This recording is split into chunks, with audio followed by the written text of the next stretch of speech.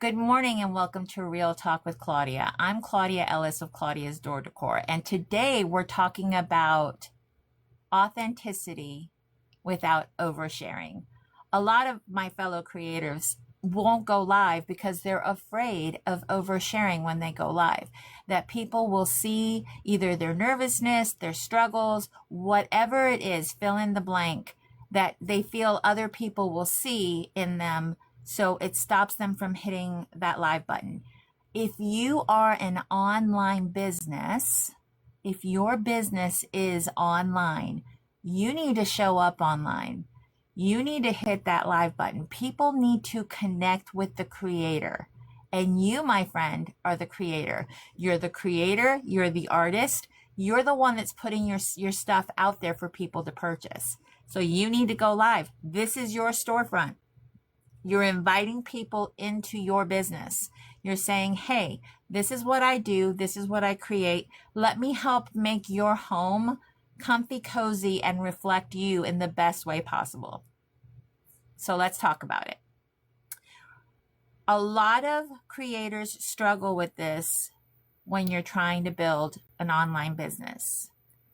We're talking about how to be authentic without oversharing. How to show up online without being a performer. Without being a performer.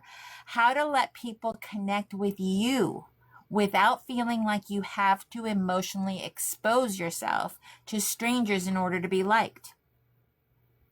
I think this conversation is needed because social media has created a very confusing environment.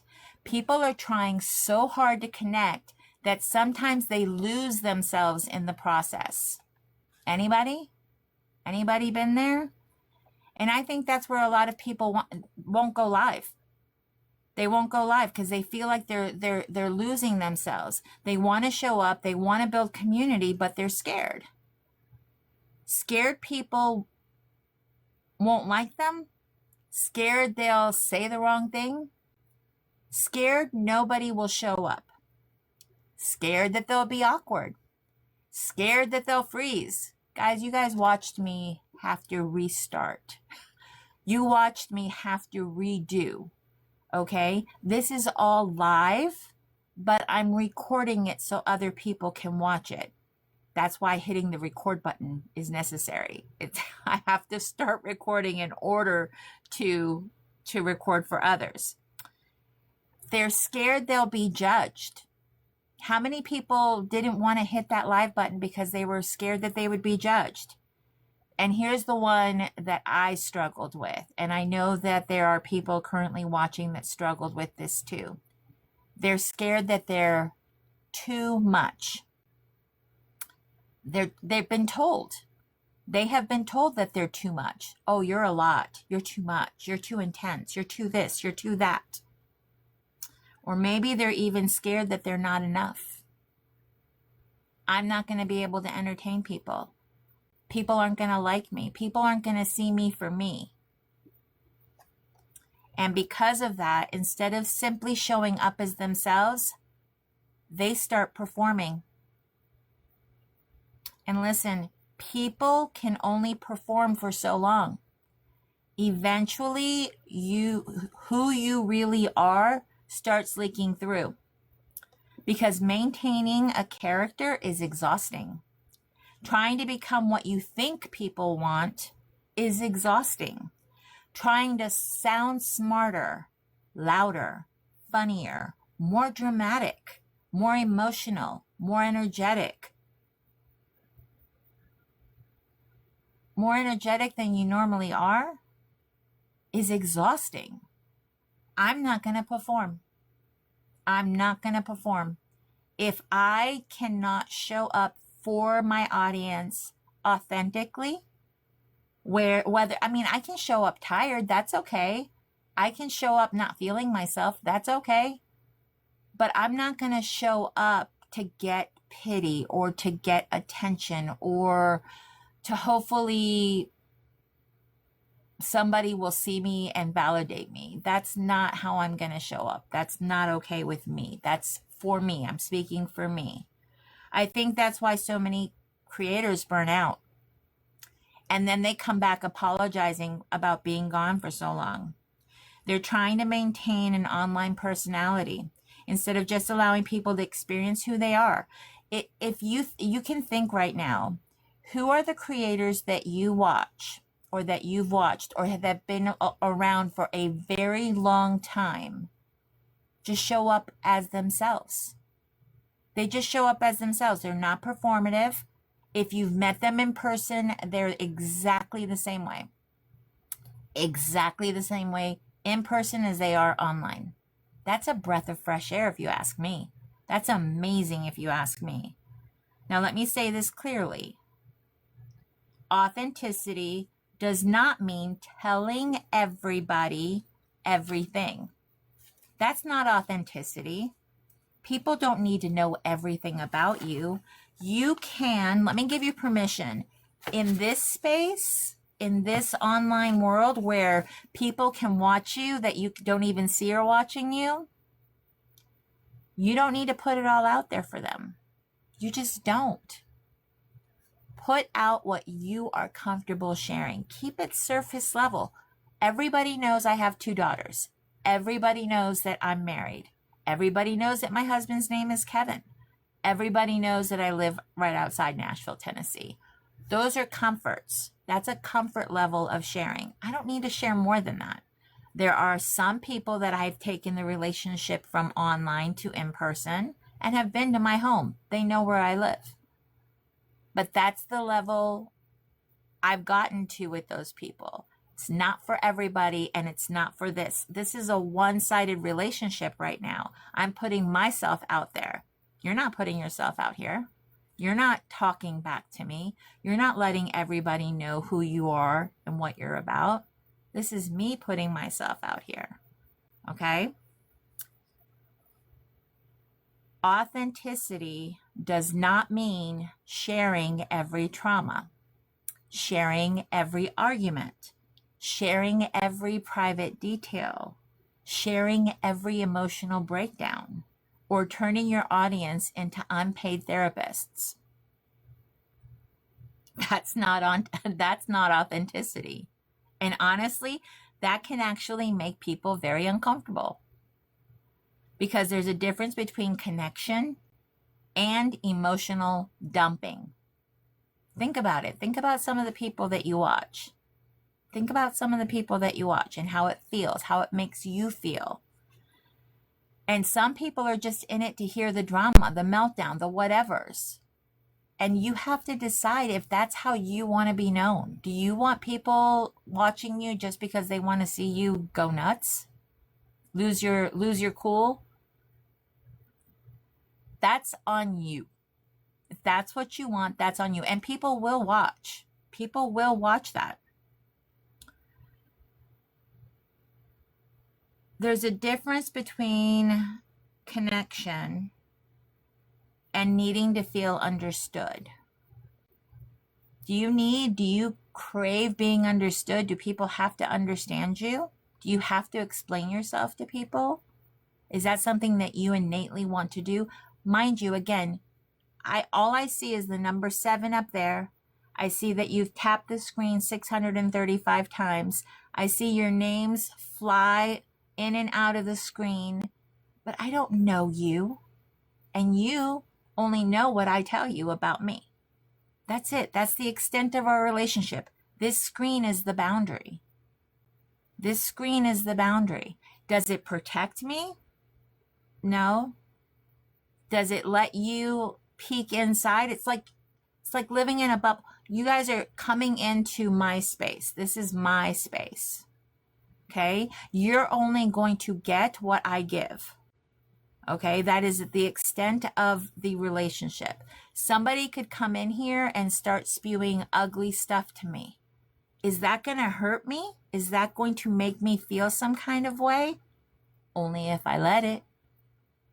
Only if I let it. So when people say, I'm scared because people can be so nasty out here, how much power are you giving that? They're words on a screen. If you don't like what they're saying, ignore it. If they don't get a reaction from you, that dopamine hit that they wanted to get from you is non-existent. It doesn't exist, so move on. So that fear isn't real unless you give it power. Okay? That's not real. Before anybody misunderstands me, I'm not saying don't be real. Okay? I think people are craving real right now. People are tired of fake, tired of filters, tired of curated perfection, tired of polished personalities that completely fall apart the moment that you meet them in person. And listen, I've met people like that. People who were one way online and completely different in person. And it throws you off because you realize, wait a minute, that wasn't authentic.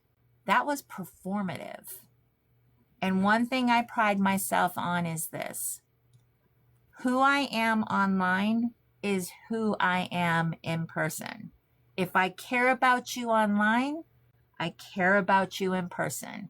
If I encourage you online, I encourage you in person.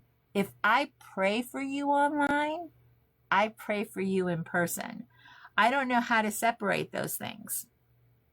So when somebody meets me in person, I don't want them feeling like they met a different version of me. I want them to feel like, oh, this is Claudia. It's just Claudia. And listen, that doesn't mean everybody's going to understand you. Some people may meet you and say, you're not what I expected. Okay, that's fine. Because sometimes what people expected was performance. Sometimes they expected you to be louder, more dramatic, more polished, more curated, more filtered. And when they meet somebody grounded, steady, thoughtful, observant, calm, honest, they don't know what to do with that because they're so used to people performing online. And I think this is important too. You do not have to become louder to be valuable. You do not have to become emotionally chaotic to be relatable. You don't have to overshare to build connection. And you definitely do not have to become somebody else to build a successful business online. One of the best pieces of advice I can give anybody wanting to go live is this. Stop trying to impress people.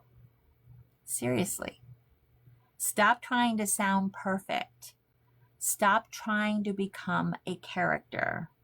Stop trying to force energy that isn't natural to you. If you're naturally funny, be funny. If you're naturally calm, be calm. If you're naturally serious, be serious. If you naturally pause and think before you speak, pause and think before you speak. That's what people like. And that's what people trust. Consistency, alignment, the feeling that what I see is what I get. And honestly, that's rare now. Very rare, actually. Let's talk about why going live matters so much for your business. And I know for some people, just hearing the words go live makes your stomach hurt. You start overthinking everything. What if nobody comes in? What if I sound awkward? What if I freeze? What if I don't know what to say? What if people judge me? What if somebody's mean? What if I look stupid? What if I'm boring? And honestly, every single person who goes live has thought those things at some point, including the people who look confident now. Confidence usually comes after consistency, not before it. And the truth If your business is online, friend, people need to experience you, not just your product, you. Because pictures show the product, but live videos show the person behind it. A picture can show a wreath, but a live shows how you think, how you solve problems, how you react when something goes wrong, how you explain things, your humor, your tone, your patience, your creativity, your heart, your personality, your process. And that is what builds trust, because people don't just buy products anymore. They buy connection. They buy trust. They buy familiarity. They buy comfort. People want to know, who am I giving my money to? Have we heard that before? Who made this? What kind of person are they? Do I enjoy being around them? Do I trust them? Do they seem genuine? And lives answer those questions faster than almost anything else. Now listen carefully to this. You do not have to become an entertainer to go live successfully. I think that's where people get stuck. They think, well, I'm not loud, I'm not funny enough, I'm not energetic enough, I'm not outgoing enough. Says who? Some of the most calming, trustworthy, successful people online are not the loudest people. Sometimes people are drawn to calm. Sometimes people are drawn to steady.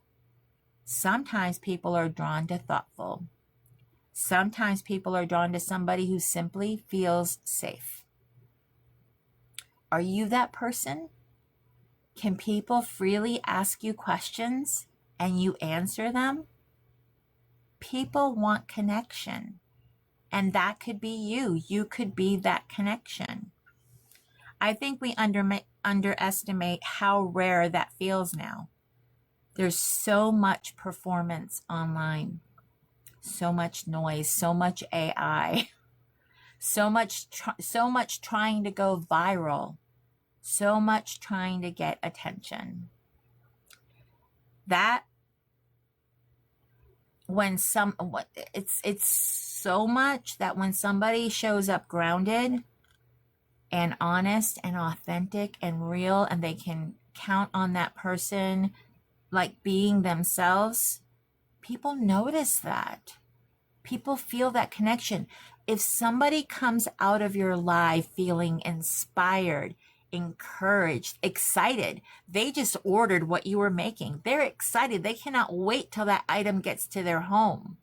That's huge. We have an opportunity that's huge online. People get to watch, hi Kelly, people get to watch an item that they're purchasing be made. That's huge. That's far different than it's ever been before. Okay, when you can watch somebody make, I watched that be made and now it's hanging on my door. There's something to that connection, and you are that connection behind it. That's what hitting that live button does. Your audience is not looking for perfection. They're looking for connection. They don't need you polished. They need you present. And let me say this too, your first lives probably will feel awkward. Not gonna lie. Everybody's first lives feel very awkward, okay? Mine did. Everybody's do. Because you're basically talking to a screen. That's what we're doing. We're talking to a screen. Trying to connect with people you cannot physically see. There's not a back and forth interaction. Yours did too, right, Kelly? There's not a back and forth interaction. It's not like I smile and I can see you smiling back at me, okay? Because our facial expressions, our body language, our tone to one another, we feed off of each other. So the only way that you can connect back with me right now is if you choose to participate in the chat. if you say hello like Kelly did, if you choose to have a conversation back with me, okay, that's the choice that you're making as the audience. But other than that, you're talking to a screen. And that is awkward, friends. No matter how you cut it, how you put it, that's awkward. And if nobody's engaging with you back, it gets super awkward. And that's when oversharing starts. And that part of it is like, oh my gosh, I cannot believe I said what I said online. I cannot believe I talked about that. It happens. It happens to every single one of us. So yeah, it's weird. Because you're trying to connect with people that you don't physically see. I don't physically see you right now. So you could be doing just about anything.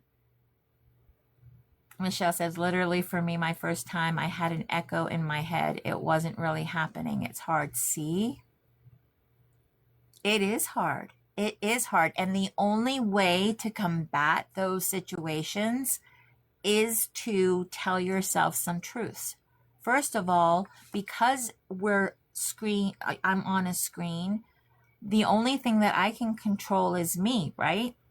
I can't control who's watching. I can't control what people are saying, but I can have control over here. I can have control over here. I can engage with those that engage with me. And if somebody's not being kind, I do not have to give that person any attention. That's my choice. That's what I can do. I don't have to engage with that. Okay? So yeah, it's weird. Very weird. Very weird. You start feeling like, am I talking to myself, especially when people aren't engaging? Is anybody listening? Do I sound dumb right now? This is the voice in your head, right? That you guys listen to sometimes, like when you're live. It's like, sometimes it feels weird, but that's normal. You are learning a skill. Diane, hey friend, happy Friday to you. So you're learning a skill. And when you think about going live as learning a skill, okay, being authentic, showing up authentically, not oversharing, all of those things, that's a skill that you're learning. Every time you hit that live button, you're learning a skill, okay? The only way to get better at it is to go live. There's no way around it. You can't get better at it if you don't practice it. You have to go live in order to get better at going live. There is no shortcut. You cannot think your way into confidence. You practice your way into confidence. Did you hear me? You can't think your way into confidence. You have to practice your way into confidence. Every time you hit that live button, it gets better. It gets easier. And here's the other thing, okay, that we figure out as we go. Not every live is going to be a good one. It's just not. Not every live is going to be like, that was fantastic. That went super well. Okay? Not every live is going to be thumbs up, friends. Sometimes you're going to get off the live and be like, I could not wait to get off my live. Right? Right, Michelle? That is a good point. Not every live is going to be golden, and that's okay. You'll do better next time. It's fine. And here's something I want people to really understand. Consistency builds familiarity. Words. Consistency builds familiarity. Familiarity builds trust. Trust builds sales, not perfection. Consistency. People need to keep seeing you. People need to keep seeing you. Not one live, not two lives, not three lives. Over time. That is why the time that you go live matters. That's why a schedule matters. Because if people don't know when they can watch you, they don't know when they can show up to support you. That is why scheduling your lives matter. How many of you won't go live if there's somebody else that's live that you like to watch? If you like watching people live, you won't go live because they're live.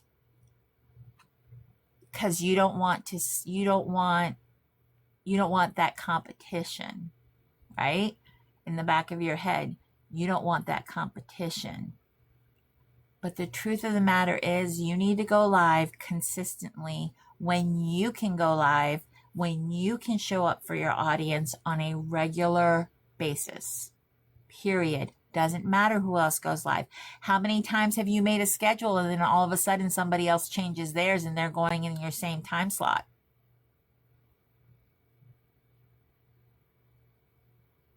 Exactly. You had to say what time works for you. Michelle, stick to it.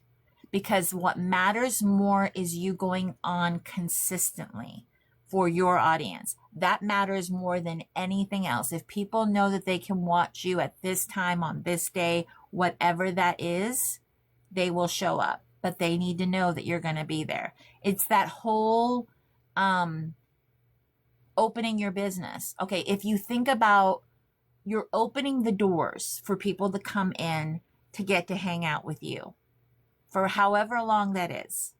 Okay. And if you're showing up consistently, your audience will show up consistently and it will build over time.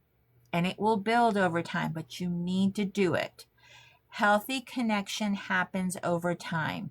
People start recognizing your voice, your style, your energy, your heart, your consistency, and eventually they stop feeling like strangers. They stop feeling like strangers. Now, let me give you a real example. A picture of a wreath may make somebody think, oh, that's pretty. But a live lets them see why I picked a certain ribbon, why I balanced the color a certain way, why I moved the bow, how I fix mistakes, how I problem solve, what quality materials look like, how much thought goes into the design. Hi, Cassie. That changes everything because now they're no longer just buying a wreath. Hi, Jan. Now they're buying from Claudia. And there's a difference. That's why copying doesn't work long term either. Yeah, I said it. People can copy products, but they cannot copy presence. They cannot copy your lived experience, your thought process, your humor, your perspective, your heart. That's why you matter. Here's another reason lives matter. People support people they feel connected to. And connection cannot happen if you are always hiding. Now, hear me clearly. I'm not saying expose your entire life. That's not what I'm saying. But if nobody ever hears your voice, sees your process, experiences your personality, or understands your heart, they cannot fully connect with you either. Hi, Sarah. I think some people are waiting to feel ready before they start. You may never fully feel ready. At some point, you have to hit the button.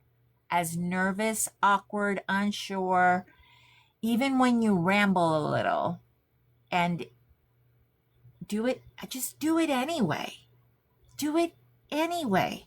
Do it through that. Because remember, we already talked about you cannot think yourself into confidence. You have to practice yourself into confidence. And the only way that you can do that is by hitting that live button, by letting people in to see your business, how you built your business.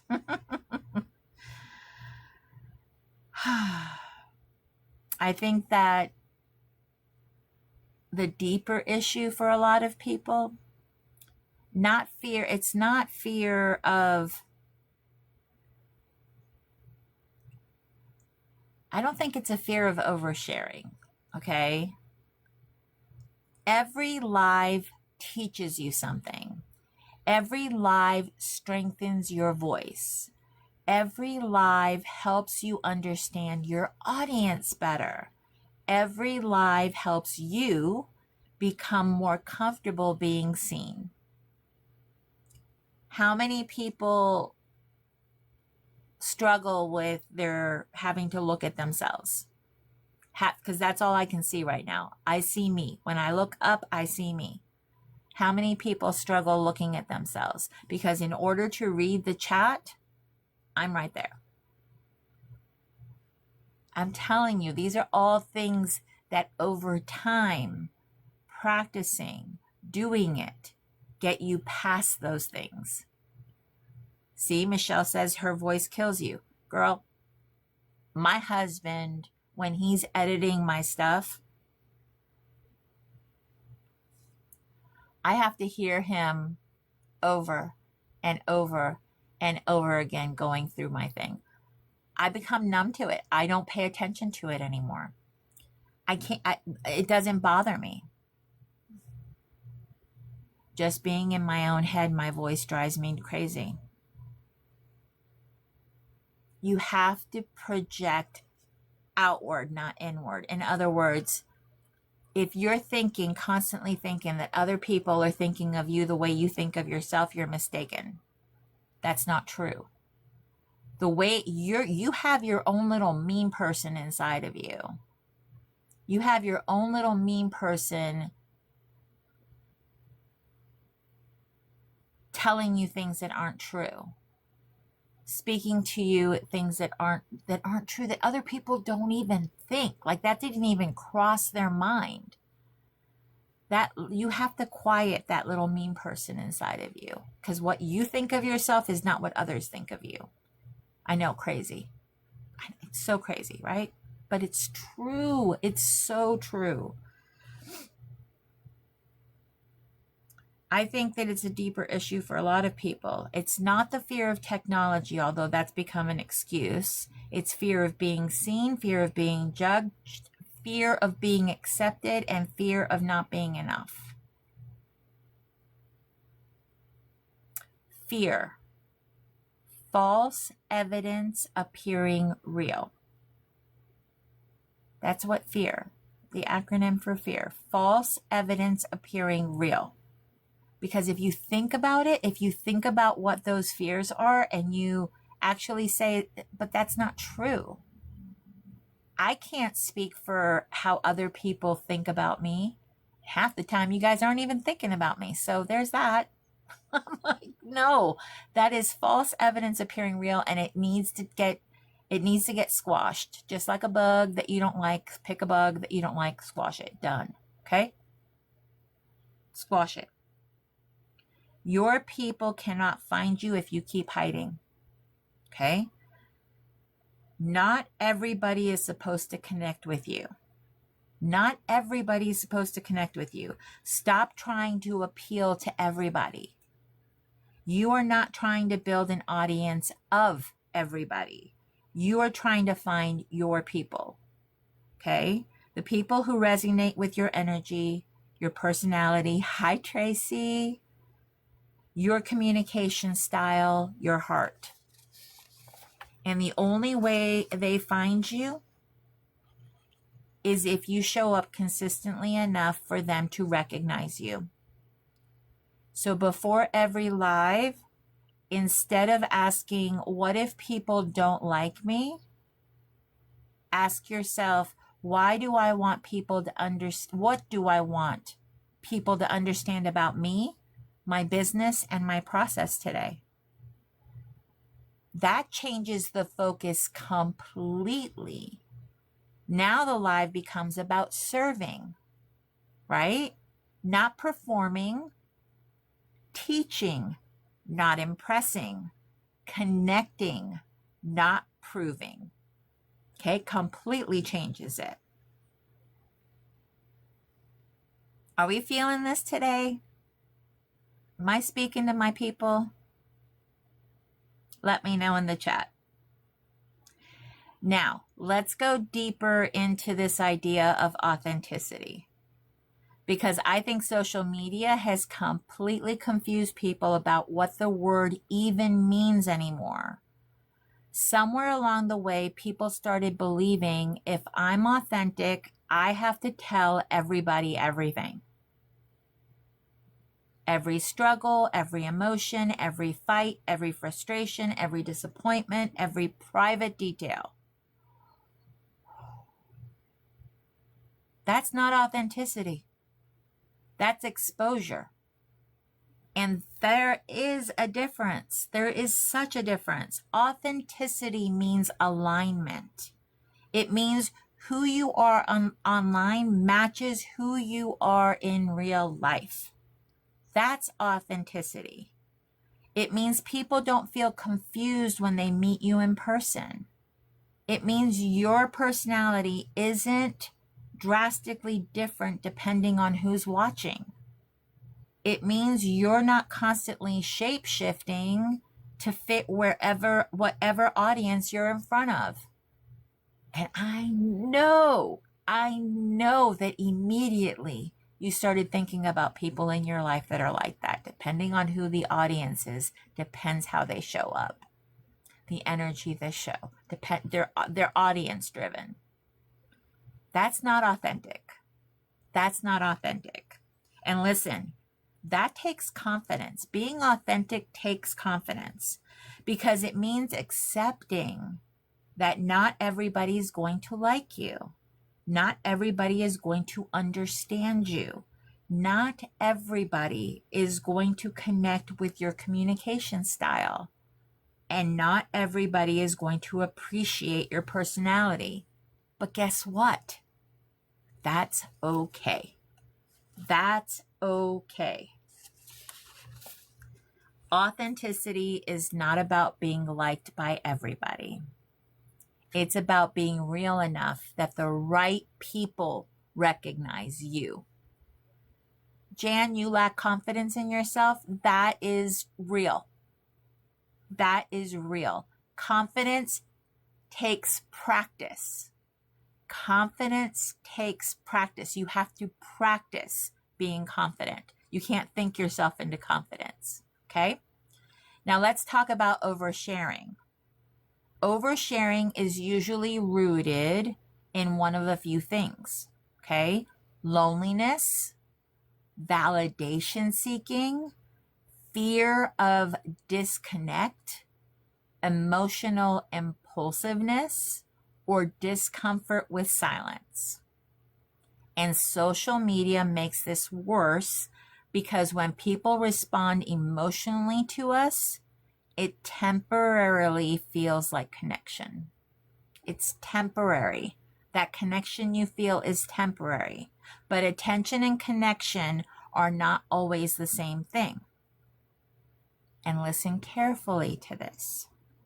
Just because people are watching you does not mean they are emotionally safe for you. And that matters. Because some people will sit quietly, gathering information about you, your struggles, your marriage, your finances, your insecurities, your friendships, your weaknesses. And they do not have the emotional maturity to hold that relation or to hold that information responsibly. Everybody does not deserve access to you. I know people hate hearing that because social media pushes this idea that we're all family here. No, you can build community, you can build connection, you can care deeply about people, but wisdom still matters. Boundaries still matter. Discernment still matters. Now let me explain something else. You can be honest without being fully transparent. And I think emotionally mature people understand this. I'm not a talker, so that would be a big fear for me, the silence. See, Sarah, but that's real. That's a real feeling right there. Here's an example. You can say, I'm walking through a difficult season. That's honest, but you do not have to explain every argument, every betrayal, every detail, every private conversation, every emotional wound, or every unresolved issue. That's transparency, and not everything needs to be public while it's still bleeding. We've witnessed this, guys. When you have online life, just going to put it like that. When you have an online life, people notice when people show up for other people, when people are supportive of other people. We notice that. And then when there's a divide, we see that as well. And then all the rumors start. Right, Shona? All the rumors start. Okay, all the things start to swirl, and everybody wants details. Everybody wants to know what's going on, right? And some people process externally. Oh, I'm guilty. I'm an external processor, but this is not the place to do it. This is not the place to do it, okay? Not the place. And what I mean by processing externally, we know Angel. I love you. She's my friend.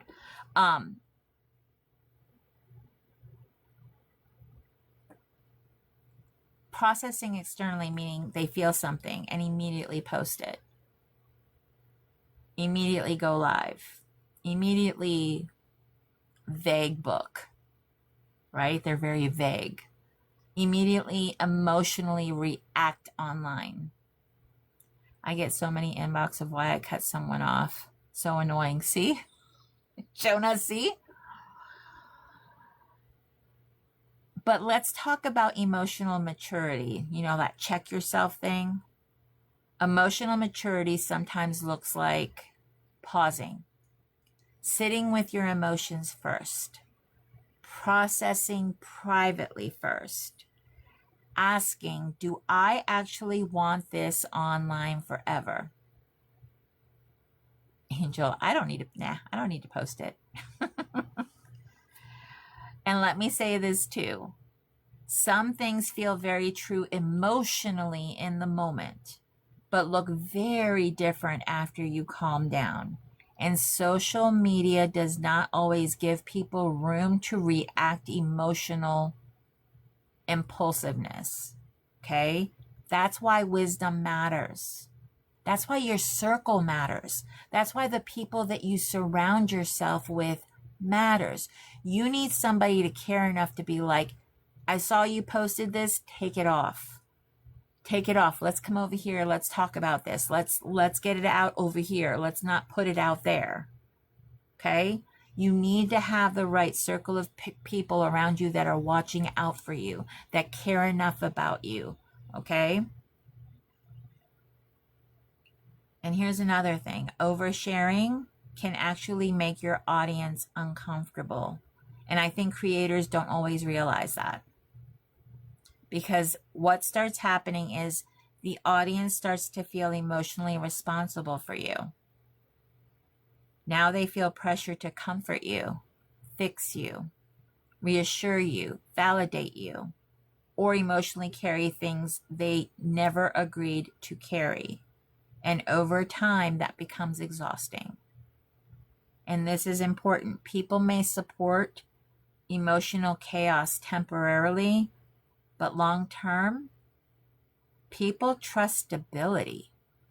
People feel safe around grounded people, not perfect people, grounded people.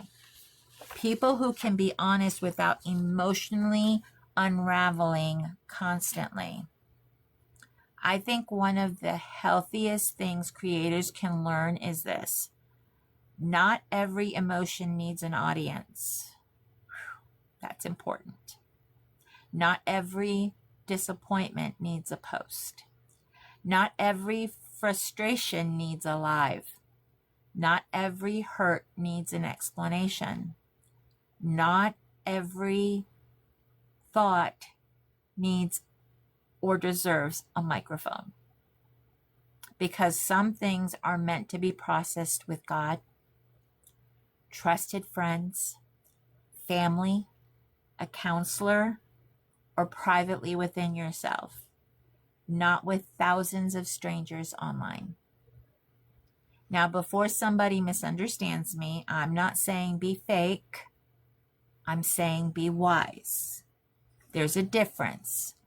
You can still be warm, still be honest, still be vulnerable, still be relatable without emotionally exposing every private part of your life. I think people respect boundaries more than creators realize, because boundaries create emotional safety. They create consistency. They create stability. They create sustainability. And sustainability matters, because if your business depends on your constantly emotionally exposing yourself, you will eventually burn out. And let me say something else that's important. Some people overshare because they're trying to fast track intimacy. And healthy connection doesn't work like that. Healthy relationships are built slowly, over time. People get to know you gradually. That's healthy. That's safe. That's sustainable. So if you're somebody who struggles with oversharing, here's a good question to ask yourself before you post something emotionally heavy. Am I sharing this to help people, or because I need people to help me regulate emotionally right now? That question alone will stop a lot of impulsive posting. And another helpful question is, would I still want this online 6 months from now? If the answer is no, pause before posting. And listen, privacy is not dishonesty. Protecting your peace is not being fake. Having boundaries does not mean you lack authenticity. Sometimes boundaries are the most authentic thing you can have, because they show self-respect, wisdom, emotional maturity, and discernment. We need more of that here in this space, online, on social media. We need people to show up more grounded, okay? Not the topic of people's whispering, or did you see, did you notice, did you this, did you that, oh my word. Why are we so addicted to that stuff? Why is that something that really draws us in? Why are we like that? Is it because if we see somebody else that has bigger problems than us, it makes us feel better in some kind of way? We need help. We need help. So let's talk about why people struggle to go live on these platforms. Let's talk about the why, okay? So many people struggle to hit that live button when it's the easiest thing you can do. When you are able to hit that live button, there's nothing but literally, that's it. That's what you do. You hit the live button. And that scares so many people. So many people. It's not the technology part, because we all know where that live button is. That little plus, the bottom of the screen, when you're just especially on this platform, that little plus, you can either post something or go live. It's right there. We overthink it. We overthink it. We talk ourselves out of it so fast. If you need help, let us know when you go live. I'll try to be there to help make it easier. See?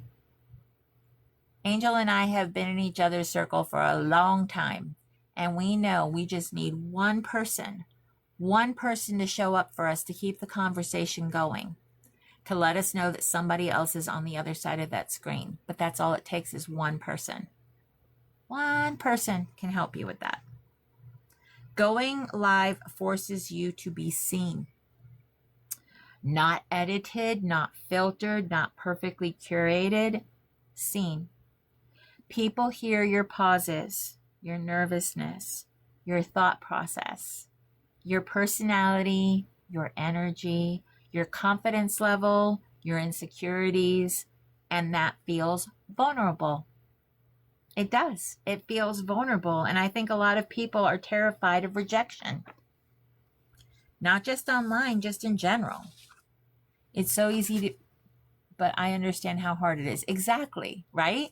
It's that fine line. It's easy, but yet it's nearly impossible because rejection makes people question their value. So instead of risking rejection, people hide, or they overprepare, or they overthink, or they endlessly watch other people go live while convincing themselves, I'll do it when I'm more ready.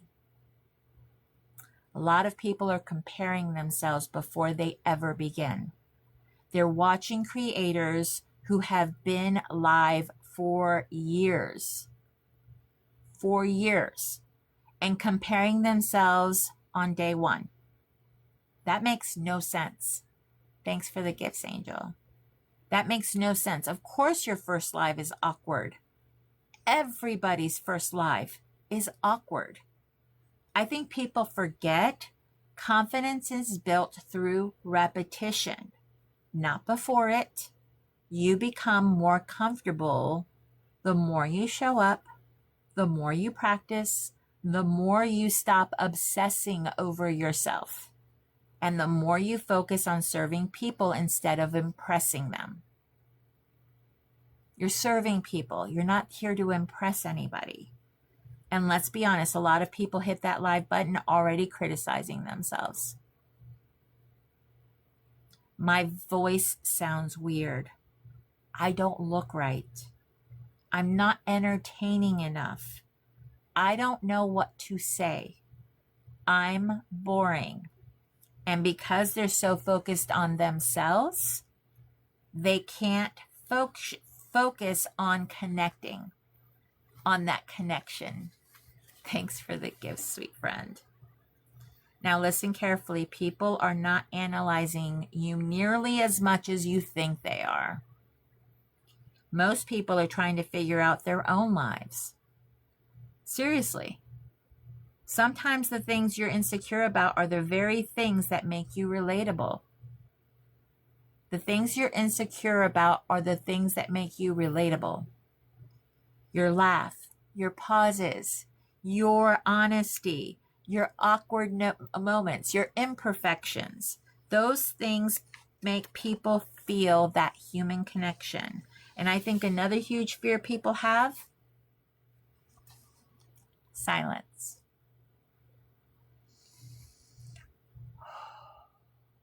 Silence makes people panic on lives.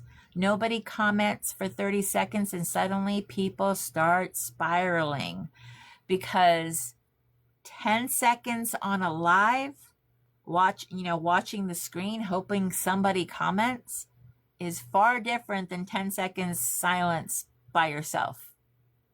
Think about it. If you ask a question and people aren't responding back, all of a sudden, all those insecure thoughts, like they literally bombard you. That's why some of us that know what it's like, that know the courage it takes to be on this side of the screen, but when you're watching on that side of the screen, will comment for you, will tap that screen for you, will engage with you because they know how hard it is to do it. Okay, so watch for those people. Be mindful of the people that show up for you. Be mindful at how they engage with you in your life, because those people, they get it. They understand, okay? So when the silence happens and you start talking fast, trying to fill that silence, you start oversharing, you start rambling, filling space emotionally, because silence feels uncomfortable. But silence is not failure. Some of the most grounded people are comfortable with pauses, comfortable thinking before they speak, comfortable slowing down, comfortable not performing every second. And let me say this too, you do not have to become a nonstop talking machine to be successful live. You don't. You can pause and work on your project. You can take a breath. You can gather your thoughts. You can read comments slowly. You can speak naturally. That actually feels much more authentic. People can feel desperation online. They can feel when somebody's trying too hard to be liked, trying too hard to hold attention, trying too hard to force energy, trying too hard to become viral. And that pressure changes the atmosphere. But when somebody feels grounded, people relax around them. And I think that's what creators should focus on more.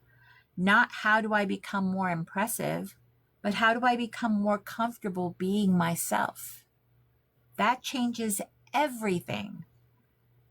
Let's talk about another reason people avoid going live. Okay? It's that fear of judgment. That fear of judgment. This one is real because people will judge you.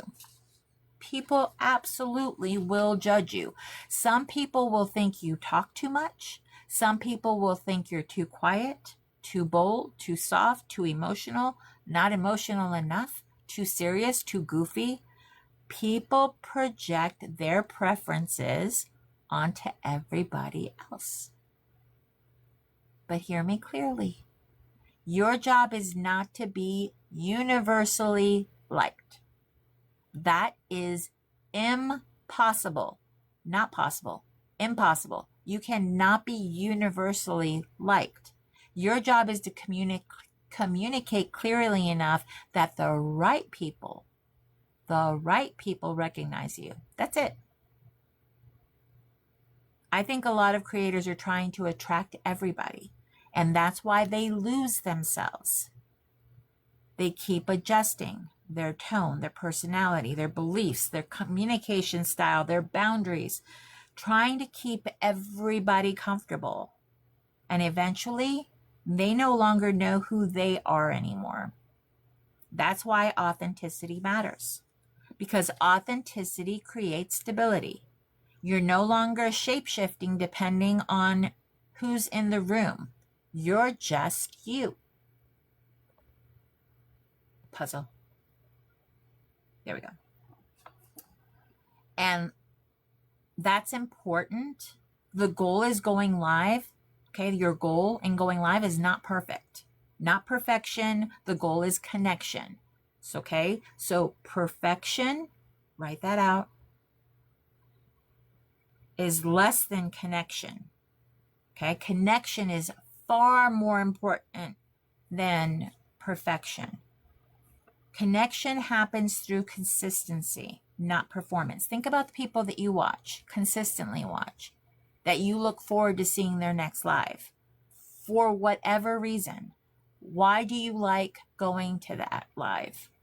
Why do you like watching? Hi, Marisol. Why do you like watching that person? Because they're consistent. Something about you watching them gives you something, right? Whether it be, hey, I feel calm, or I feel inspired, or I learn something, some reason you like watching that person, okay? People will like watching you for that same reason if you're authentic and consistent, okay? Authentic and consistent. So connection is greater than perfection. They don't want to watch people perform. They don't want that. People can read right through that. People trust what they repeatedly experience. That's why consistency matters so much. Every time you go live, people are learning your energy. They're learning whether you're trustworthy, whether you're grounded, whether you're kind, whether you're emotionally safe, whether you're consistent, whether you're genuine. And all of that happens long before they ever buy anything. long before they ever buy anything. You have to serve people before they trust you. Okay? The trust builds that relationship. That relationship gets you more sales. You're an online business. You need to show up online for your business. For your business. Okay? I think some people are waiting for confidence before they begin. But confidence usually comes after you survive what you were afraid of. I'm going to say it again, and I want you to hear it in your spirit. Confidence usually comes after you survive what you were afraid of. When you start to realize that hitting that live button becomes easier every time you do it because you're practicing consistency, you're practicing confidence, you will realize how much easier it is every single time. Confidence comes after you realize, I didn't unalive from being seen.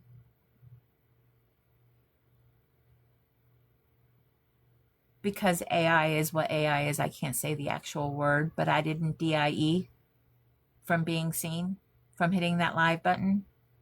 And one of the healthiest things you can do as a creator is stop obsessing over numbers. Stop obsessing over numbers because numbers can make people emotionally unstable. One live does well and they feel amazing. One live does poorly and now they're questioning their worth. Hi, Amber. There's so much, Marisol, there's so much. No such thing as waiting for the right moment. Exactly. Yes. So true.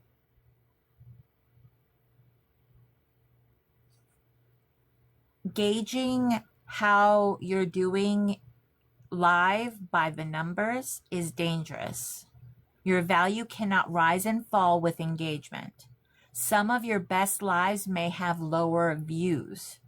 Some of your deepest impact may happen quietly. Somebody may listen to your replay 6 months from now and hear exactly what they needed. That's why now I take these real talks and post them to my YouTube. Because I'm listening to my audience when they can't show up, when they're like, I missed it for whatever reasons, and they really engage or connect with these kind of conversations. Okay? I share from what I'm going through. I share from the things that I've experienced. I do research on why we do the things that we do so then I can talk to our community about it. Okay? It's out of experience and out of care for those that are doing the same thing that I'm doing. Okay? Because this isn't easy, but we can do it and we can encourage one another to keep showing up. Okay? You do not always know the impact you have while you're speaking. You have no idea what you're doing for somebody who's watching you. So stop measuring every live by views, comments, sales, or applause. Instead, ask yourself, did I show up? Did I communicate clearly? Did I teach something helpful? Did I stay true to myself? Did I build trust? Did I practice consistency? That, my friends, is success. The creators who last long term are usually not the loudest. They're the most sustainable ones, the ones who learned how to show up consistently, protect their peace, and stay authentic, and build community without losing themselves in the process. It's important. All right, let's talk about how to be yourself on camera. Are you ready?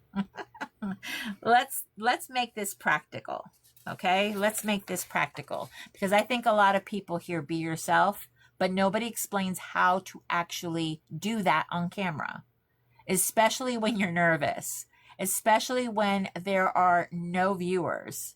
Okay, especially when there's a lot of viewers. especially when comments are moving, especially when you feel awkward, especially when you're trying to run a business at the same time. So let's really break this down, okay? The first thing I want people to understand is this. Being authentic does not mean you suddenly stop being nervous. You can be authentic and nervous. You can be authentic and awkward. You can be authentic and still learning. I think people believe once I become confident, then I'll be myself. No, no. You become more yourself the safer you feel being seen. The safer you feel being seen, that's when your confidence really shines. And that's why consistency matters. One of the biggest mistakes creators make is trying to match everybody else's energy. They see somebody loud, so they try to become loud. They see somebody super bubbly, so they force bubbly. They see somebody constantly hyped up, so now they're yelling at the camera trying to manufacture excitement. People feel forced energy. Do you feel when people are being fake? Think about it. Even though you're watching them online, do you feel when people are being not themselves? They're being fake? They may not consciously know why, but they feel it. Like you feel it when somebody's being fake. You may not know why you feel it, but you feel it. And the reason forced energy feels uncomfortable is because humans naturally look for alignment.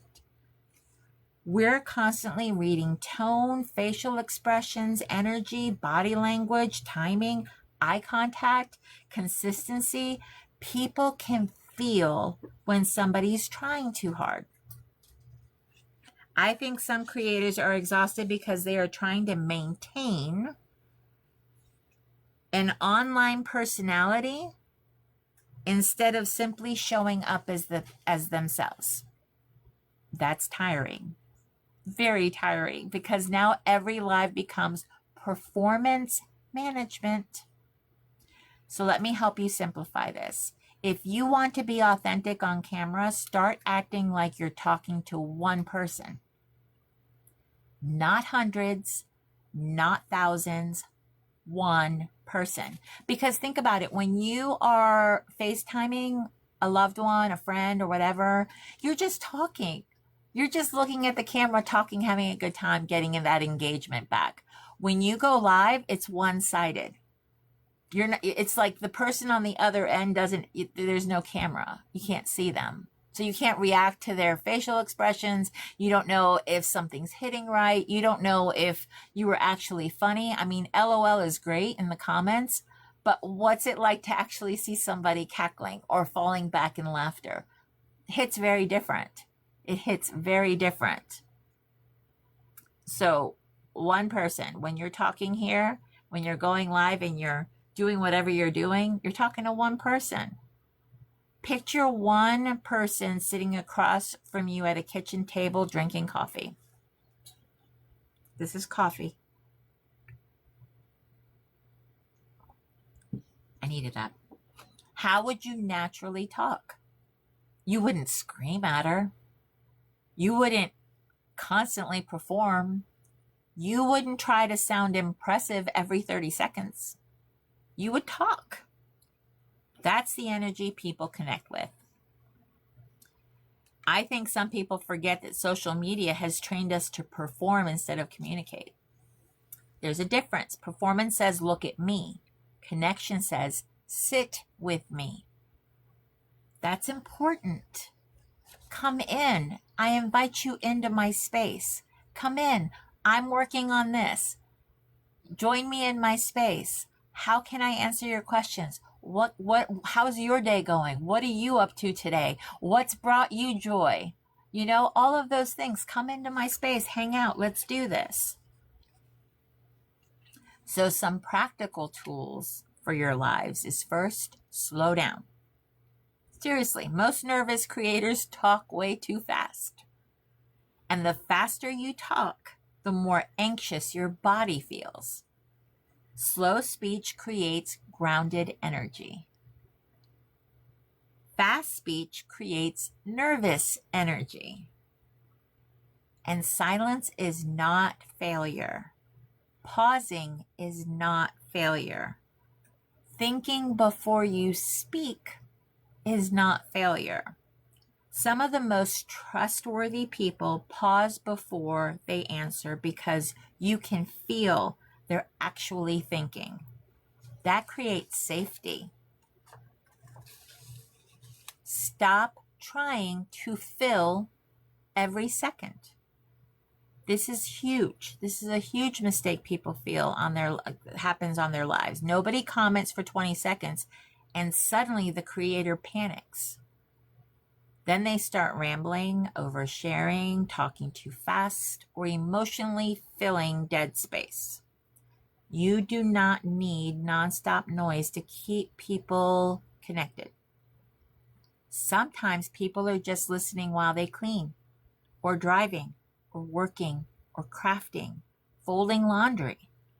Not everybody is actively typing. Some people love calm lives. They're exhausted by chaotic energy online. Angel, I listen a lot. I hear you. I hear you. Have anchor topics prepared before you go live. This changes everything because when creators have nothing prepared, they often start emotionally freelancing. That's where oversharing starts happening. So before every live, write down 3 topics, 3 questions, and 3 stories, or even 3 teaching points. I mean, think about it. If you have something that you can add to your live, if things start to get uncomfortable, or if you start to feel like you're panicking, or fill in the blank, whatever it might be. Hi, Tony. If you feel like you're panicking, then have an anchor thing that you can incorporate into the conversation. What ribbon choices are exciting right now? Do you like patterned ribbons? Is there a favorite color that you like to decorate with? All of these things are engagement. I am doing well, Tony. Hope you're doing well as well. I overwhelmed it, sorry. But these things will help your brain have direction. For example, if you're a wreath maker, talk about why you chose certain ribbon, how you price designs, where customers can hang their wreaths, what trends you're seeing, mistakes beginners make, because we were a beginner once, so we know, what quality materials matter, what inspires your design. Okay, if you're a boutique owner, you talk about styling, body confidence, shipping, customer service, seasonal trends, inventory decisions, why certain fabrics matter. If you're a baker, you talk about process, ingredients, mistakes, timing, presentation, customer expectations. Your business already contains content. You don't need emotional chaos to have something to say. And that's important. Stop obsessing over whether people like you. Honestly, because that desperation changes your energy. People can feel when somebody desperately needs approval, and approval seeking creates instability. Hi, Bettina. Instead, ask, am I communicating clearly? Am I helping somebody? Am I creating value? Am I building trust? That creates grounded confidence. I think people connect more deeply with creators who feel secure. Not arrogant, secure. There's a difference. Secure people do not need constant reassurance from the audience. Now let's talk about mistakes, because this matters too. You are going to stumble over your words sometimes. You're not going to forget things. Wait, you are. You are going to forget things sometimes. You are going to accidentally say something weird sometimes because you're human. Some of you most, okay, some of your most relatable moments will come from imperfection. People connect with humanity, not robotic perfection. And I think about like the times that I have done something wrong while creating because I was engaging with the audience and I'm putting in stuff into my design and I put something in wrong when I was first going live, I'd skip over it. I wouldn't even share that I made a mistake. I wouldn't. Thinking that I never once thought they're watching me, so they saw that I made that mistake. And the funnier thing is nobody calls you out on it. They think it, they know it, they saw it. You're nervous. You don't want to show that you're imperfect. All of these, I don't care about that anymore. If I make a mistake while I'm designing, I'm fixing it. I'm fixing it. That's okay. That's human. It's human to make mistakes. That's okay. You don't want people to watch you because you're perfect. You want people to watch and engage with you because they connect with you. They connect with your imperfectness. Does that make sense? They connect with you. They don't want robotic perfection. The important thing, stop overstudying other creators trying to become them. Learn from people. Yes, absolutely learn from them. But don't lose your natural voice trying to imitate somebody else's. Because eventually imitation creates emotional disconnect. People can feel when somebody is borrowed instead of rooted. You're starting to sound like somebody else. The way that you act is like somebody else. What you're saying is like somebody else. Do you really want people looking or watching you because you're like somebody else? Or do you want people watching and engaging with you because you are yourself? Because they can show up and they know what to expect from you.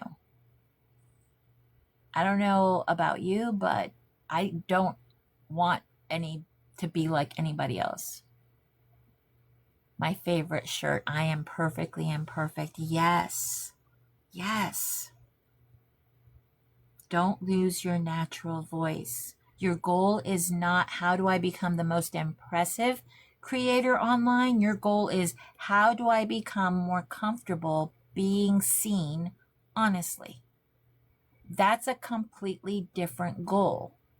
That's where long-term connection comes from. Not performance, not hype, not drama. Presence. Steady presence. People knowing what I see is what I get. And in today's online world, that's incredibly powerful.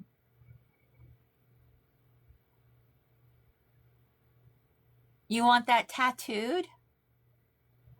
Imperfectly or perfectly imperfect? Yes. All right, so here's how to know if you're oversharing.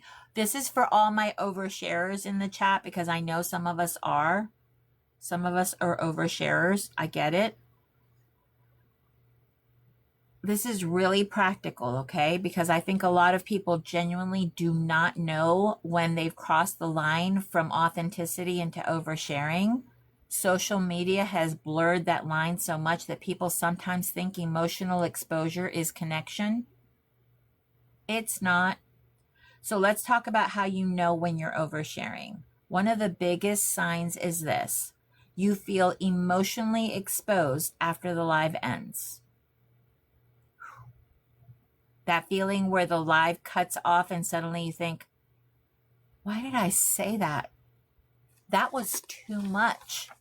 I shouldn't have shared that. I was emotional. I don't even know those people like that.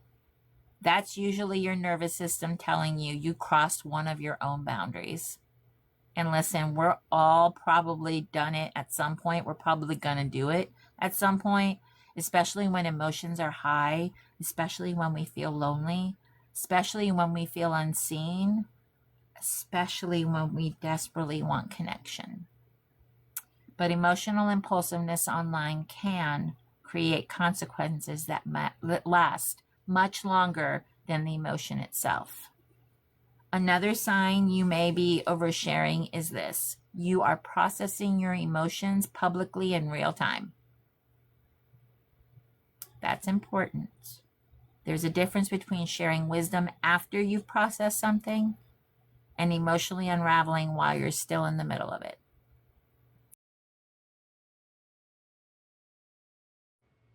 That's a whole word right there, a scar.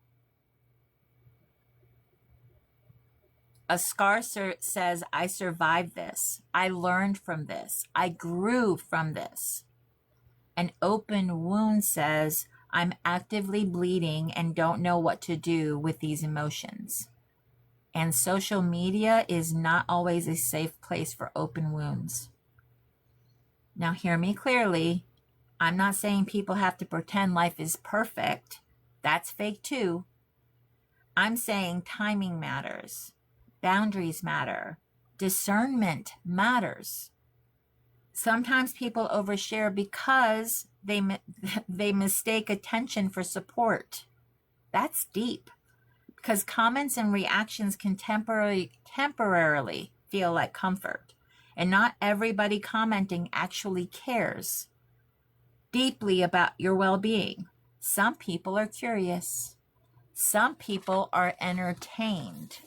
Some people are gathering information. Some people are emotionally feeding off the chaos.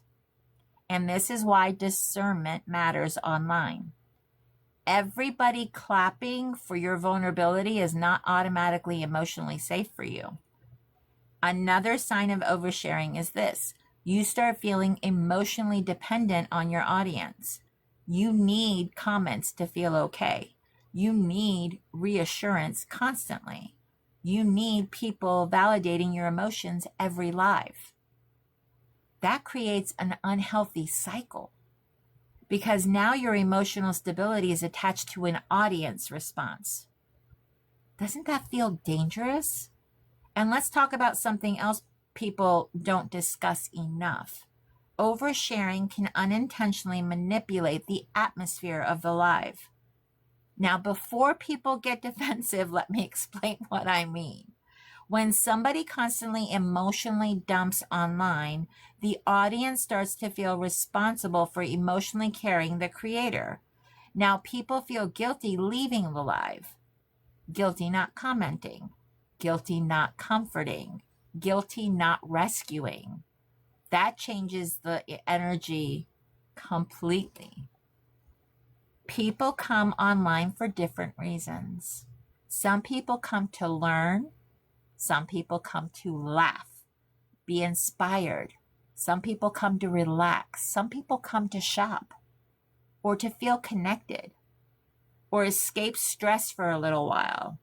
If every live becomes emotionally heavy, people may care about you, but still emotionally pull away. Not because you're a bad person, or not even because they're bad people, because they're overwhelmed. And listen, this matters for business too, because customers need to feel emotionally safe around your brand. Safe does not mean fake. Safe means stable, grounded, consistent, and emotionally mature. Now let's get really, really practical. Here are some questions to ask yourself before sharing something personal online. Number one, have I fully processed this yet? Or am I emotionally reacting? Think about that. Number two, would I feel comfortable if this clip was replayed 6 months from now? Number 3, am I sharing this to help people or because I need emotional validation right now? Number 4, would I say this in front of a room full of strangers in real life? That one's real right there. Would I say this in front of a room full of strangers in real life? Number 5, does this protect the privacy of other people involved? And number 6, is this wise or just emotional? That last question alone could stop a lot of damage online. Is this wise or just emotional? Because emotions are real. But emotions are not always wise. Now, let me say something important too. Oversharing often happens when people don't know how to create content outside of emotional intensity.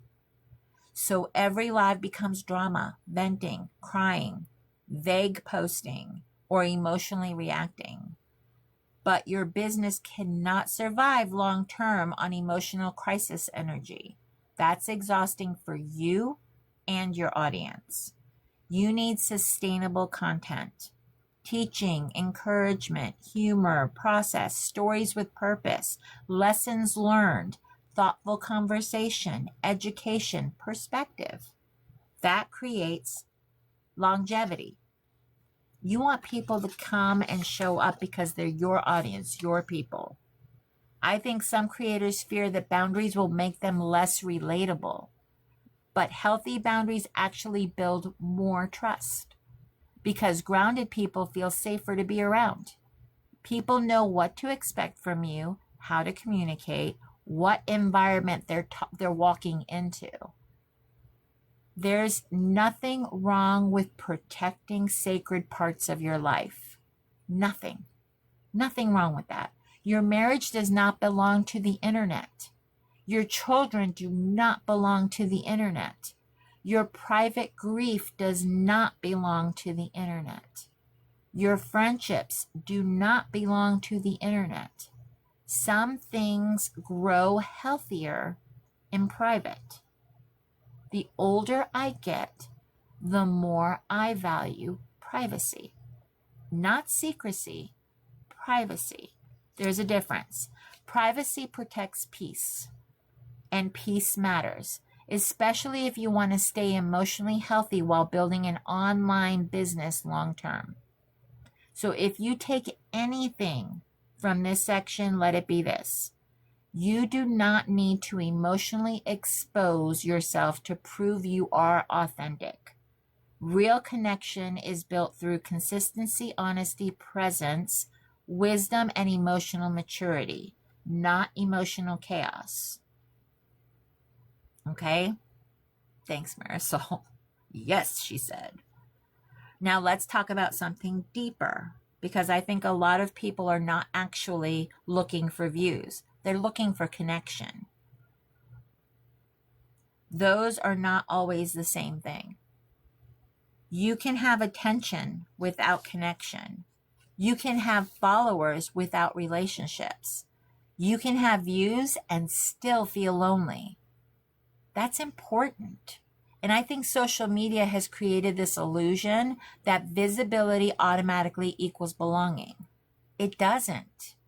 Because some of the most visible people online are deeply lonely. Why? Because attention is not intimacy. I think this is where people start oversharing. They're trying to fast track that connection.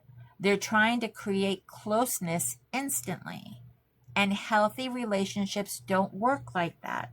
Healthy connection is built slowly over time through consistency, through observation, through shared experiences, through trust being built layer by layer.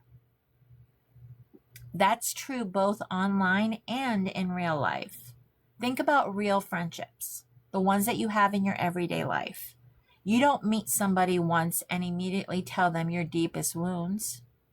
fears, your trauma, marriage issues, and private struggles. At least emotionally healthy people don't. Healthy people pace vulnerability because trust is earned over time. It's okay not to trust everybody that's immediately around you all the time. That trust is built over time. And I think one of the biggest mistakes creators make is confusing access with connection. Just because people have access to your content does not mean that they earned access to all of you. That matters. I think some people are so desperate to be understood that they overexpose themselves emotionally trying to force intimacy. But real connection cannot be forced. It has to grow naturally. Now, let me say something that may sting a little. Not everybody watching you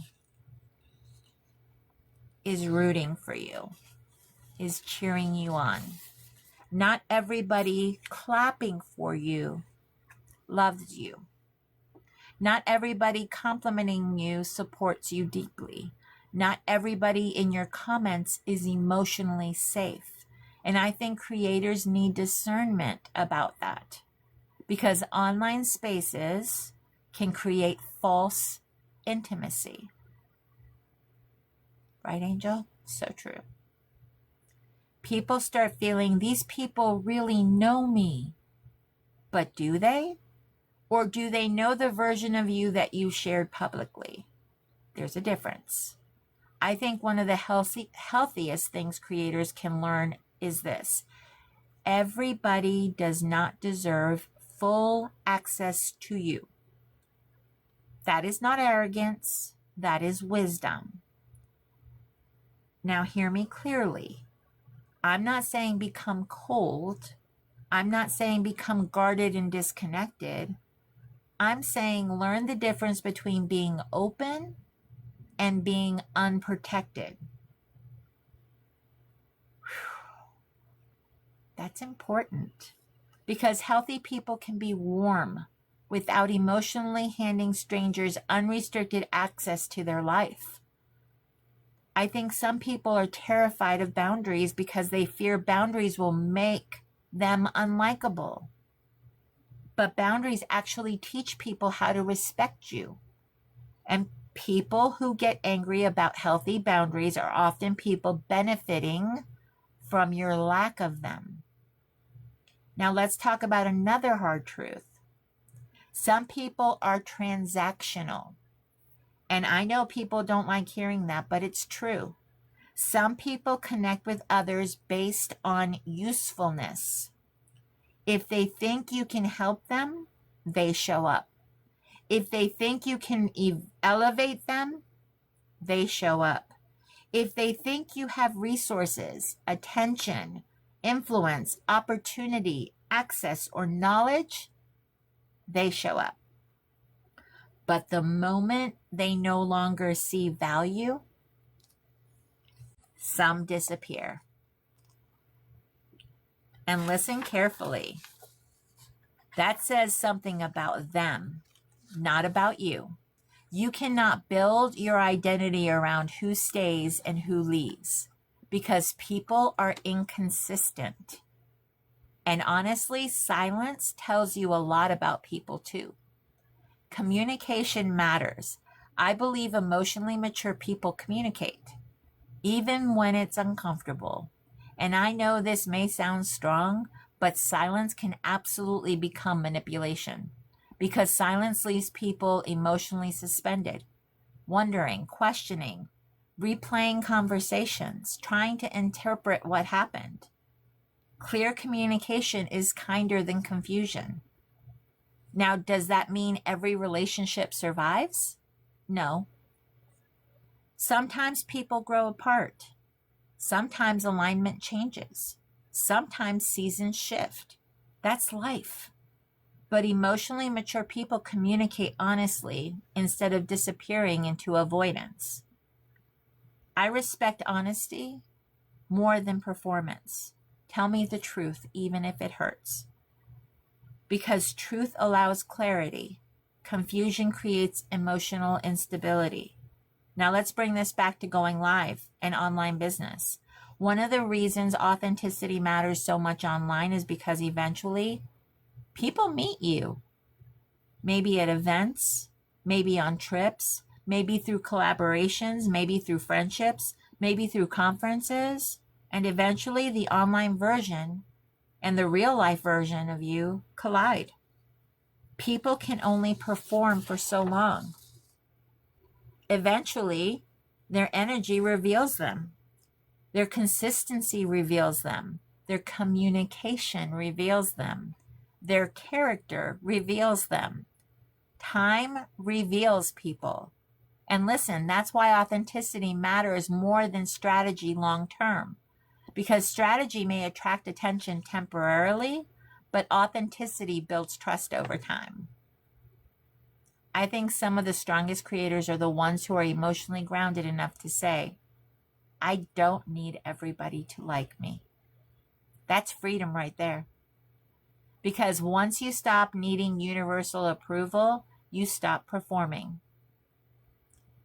Now hear me clearly. That does not mean stop caring about people. It means stop abandoning yourself trying to secure acceptance. There's a difference. I think a lot of creators lose themselves because they become addicted to audience response. Now the mood on this side depends on comments, views, sales, engagement, validation, attention, and the emotional roller coaster will exhaust you. You have to know who you are off camera too, not just on camera. You need real life, real relationships, real grounding, real peace. Because if social media becomes the only place you feel seen, you'll eventually start emotionally performing for survival, and that's dangerous. So if you take anything away from this session, let it be this. Build connection slowly. Let people earn access to deeper parts of you over time. Stop trying to force intimacy online. And remember, the healthiest connections are built through consistency, honesty, communication, boundaries, and time. Not emotional exposure, not performance, and definitely not desperation. Okay, you hear me, friends? Got me? All right, let's talk about building confidence without losing yourself. I think this is where so many creators get stuck. They keep waiting to feel confident before they show up. That's backwards. Hear me when I say that. That's backwards. Confidence usually comes after you do scary things enough times to realize I survived it. I don't know who needs to hear this, but nobody starts out naturally comfortable on camera. Nobody. Even people who look confident now, most of them were awkward in the beginning too. They just kept showing up long enough to become comfortable. I think people romanticize confidence as well. I think confidence means they think confidence means never nervous, never awkward, never unsure, never stumbling over words, never second guessing yourself. No. Confidence is not the absence of discomfort. Confidence is learning. I can handle discomfort and still show up. That's important. Think about how you encourage other people in your life, your children, your friends. How do you encourage them when they're not feeling so confident about something? You tell them to do it anyway. You tell them to try it anyway, because when all those fears that keep you from doing something are shown to not be true, that's where the confidence comes from. That's where the confidence is built from. Okay? There's a huge difference between confidence and performance. Performance says, how do I get people to like me? Confidence says, this is who I am. Right? You hear the difference? Performance constantly seeks approval. Confidence seeks alignment. Some creators look confident, but they're actually deeply approval dependent. Everything affects them: the comments, the views, the engagement, the sales, the attention, the validation. One bad comment ruins their day. One low view live makes them question everything. One person leaving triggers, one person leaving triggers insecurity. That's not confidence. That's emotional dependency on an audience response. Don't do that. Real confidence is quieter than people think. It's grounded. It says, I'm still valuable, even if today's live is slow. That's maturity. I think some people are trying so hard to become successful online that they accidentally abandon themselves in the process. They start changing their personality, their communication style, their beliefs, their boundaries, their tone, their energy, trying to become whatever gets the most attention. And eventually they no longer recognize themselves. Guys, does that sound exhausting? That sounds exhausting to me. And listen carefully. Never build a business that requires you to betray yourself in order to maintain it. That's not success, because eventually performing becomes exhausting. You start dreading lives, dreading content, dreading comments, dreading showing up. Why? Because you're maintaining a version of yourself instead of simply being yourself. That's why authenticity matters so much. Authenticity is sustainable. Performance is exhausting. Now let's get practical. How do you actually build confidence going live? First, stop obsessing over perfection. Stop it. Seriously, people connect with humanity, not robotic perfection. Your audience does not need perfect lighting, perfect words, perfect makeup, perfect energy, perfect humor, perfect confidence. They need consistency, which in turn builds your confidence to continue showing up. Stop measuring your worth by numbers. This is huge because numbers can emotionally manipulate creators if they're not careful. One day you feel amazing because engagement is high. Next day you feel invisible because views dropped. That emotional roller coaster will wear you out. Your value cannot rise and fall with analytics. Read that again in your spirit. Listen to me. Your value cannot rise and fall with analytics. Now, are numbers useful for business strategy? Absolutely. But they are terrible places to build identity. Understand that confidence is built through repetition.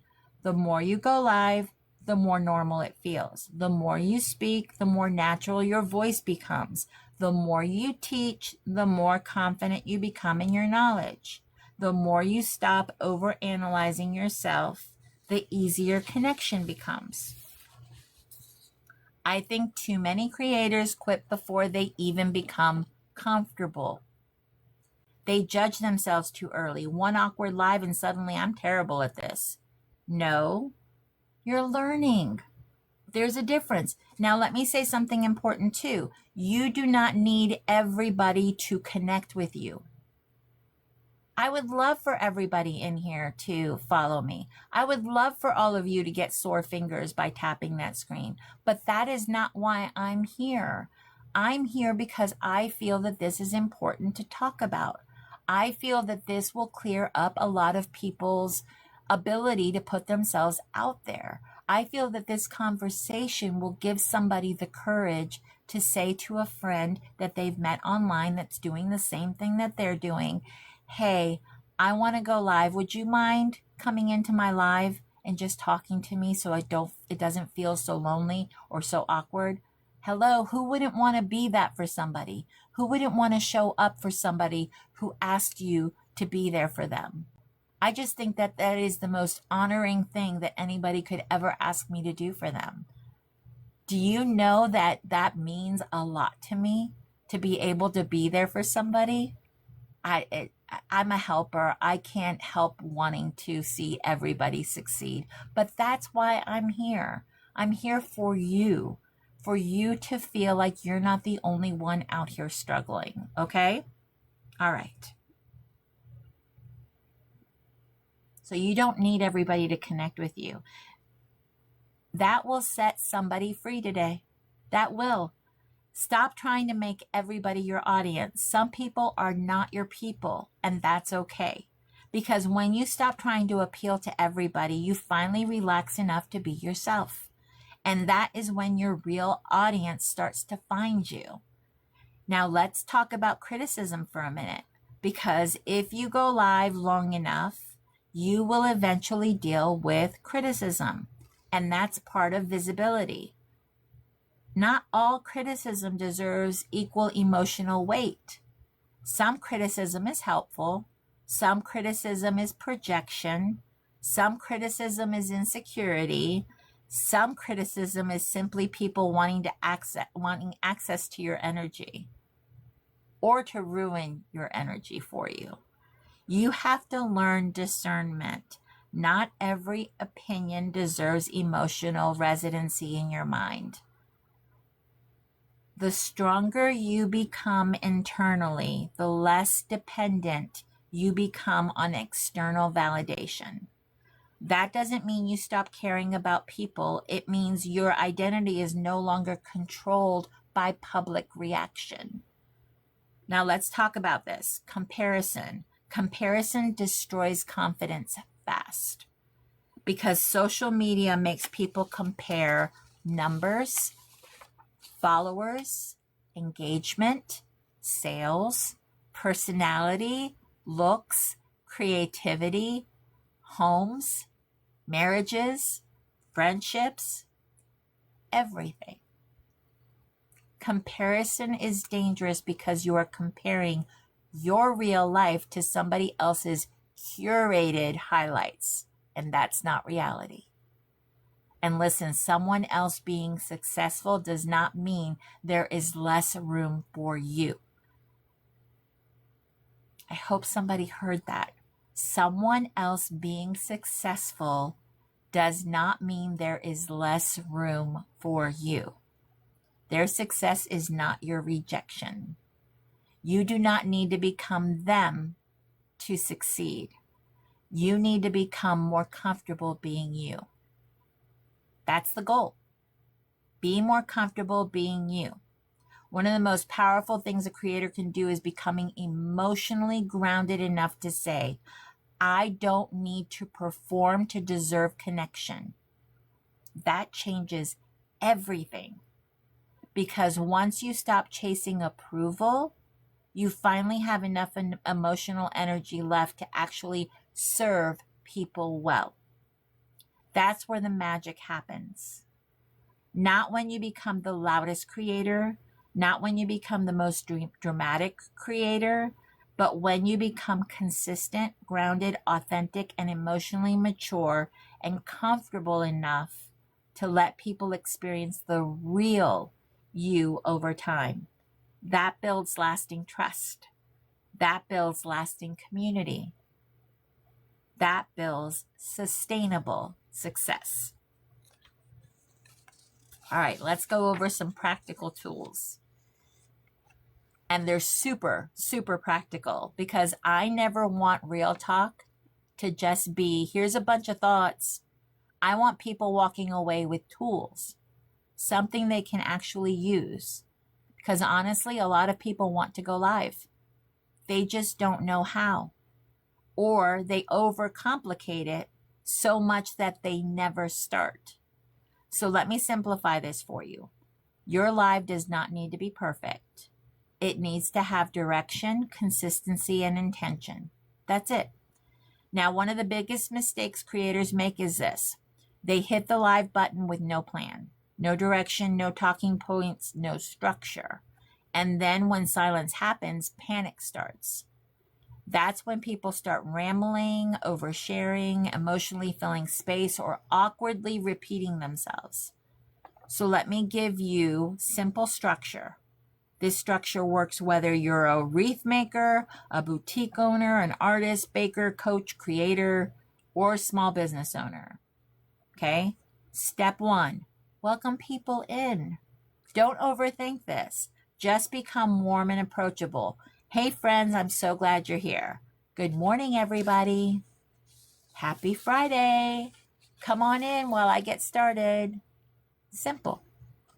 And honestly, people can feel when somebody is welcoming versus performative.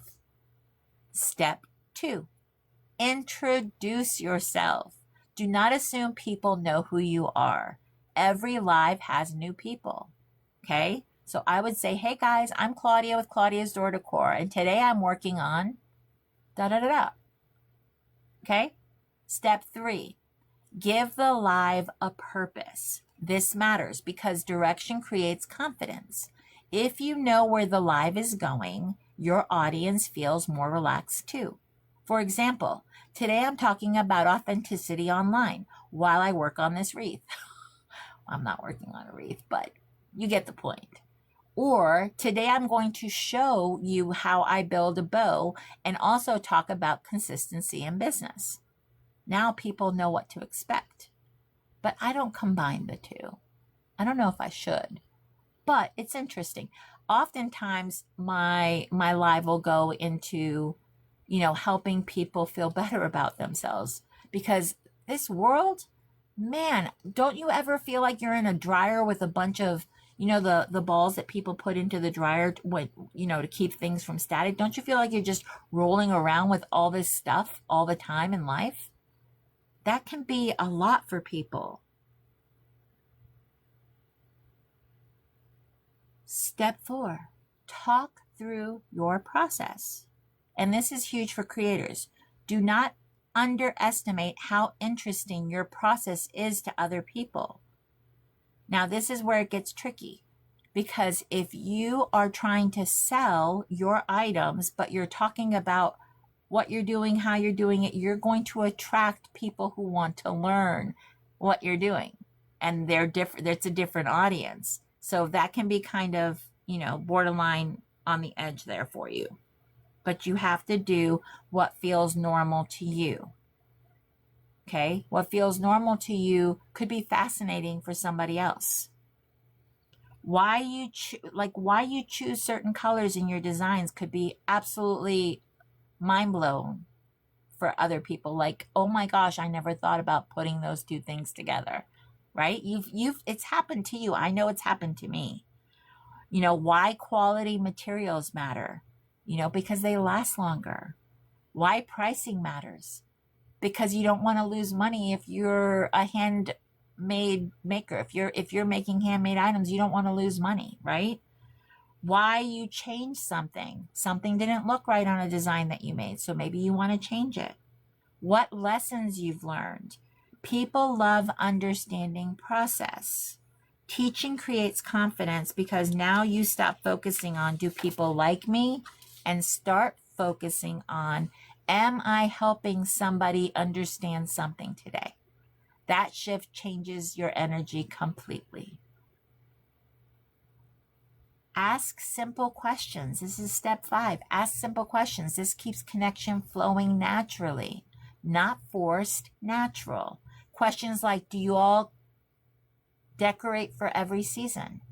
Would you hang this, whatever you're making, on your front door or inside? You love this real talk. Thanks, Angel. Are you more neutral colors or bright colors? Get to know your audience, what their preferences are, what their likes are. What's one thing you struggle with in your business? That can create conversation back and forth. You can share your own experiences. Simple questions that create conversation. People engage more when they feel included instead of talked at. All right, step 6, reset the room. This is important on lives because people are constantly entering, so they're going in and out. Like we went from 11 people now down to 5. I know this is lunchtime for some people. I know that this has already gone farther, longer than it was ever meant to, but this conversation is for you, the creator on the other side of this. So I want you to hear this and know that I want nothing more than for your online business to be successful. Okay. So reset the room. For those just joining, I'm Claudia with Claudia's Door Decor, and today we're talking about authenticity online while I work on this wreath. It could be something I'm working on, but I don't do real talk while I'm creating items. I keep them separate. Okay? So it's a simple reset. Step 7, softly mention your business. Softly mention your business. Okay? So notice I said softly, not aggressively. You can naturally say, this wreath will be available in my Etsy shop later or in my shop later. I do take custom orders when my schedule allows. I ship to, and then for some of us, Angel, of course, this does not pertain to you, but you do ship both in Canada and the US. But I ship to the 48 continental states. If you're new here, I make wreaths and home decor. That's all simple. It's natural.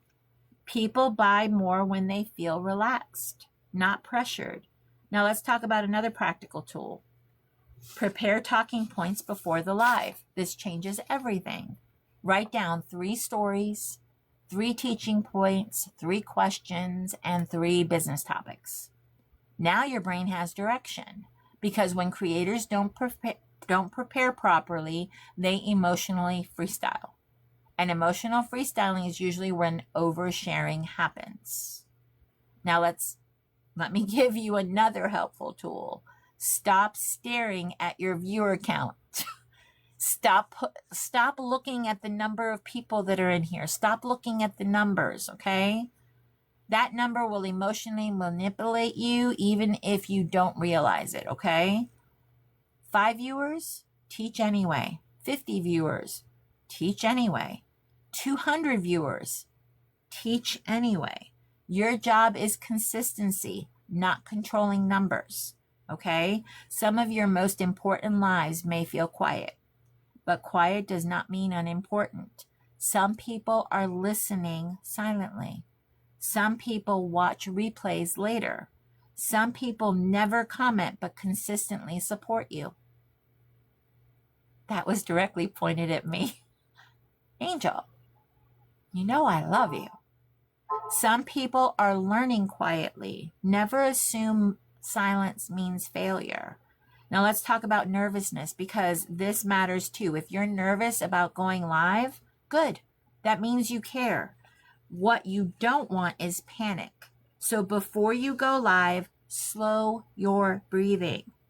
Sit down, drink water, review your talking points, and remind yourself, I am here to serve, not perform. Because once your goal becomes helping instead of impressing, you relax. That's when authenticity naturally starts showing up. Not when you're obsessing over yourself, but when you're focused on serving people well. Now let me give you one more thing. Stop waiting to feel fully ready. You may never feel fully ready. And at some point, you just have to hit the button. Awkward, nervous, imperfect, and do it anyway. Because confidence is built through action, not overthinking. The creators who grow long term are usually not the creators who started perfectly. They're the creators who kept showing up consistently long enough for people to trust them. And that's the difference. And honestly, if you take anything away from today's conversation, I hope it's this. You do not need to perform to build connection. You do not need to emotionally expose yourself to be authentic. And you do not need everybody to understand you in order to have value. Some of the most powerful people you will ever meet are not the loudest people. They're the most grounded people, the people who know who they are, the people who communicate honestly, the people who stay consistent, the people who don't shapeshift depending on the room they're standing in. That's what I want for you, the creator. Not fake perfection, not polished performance, not emotional chaos.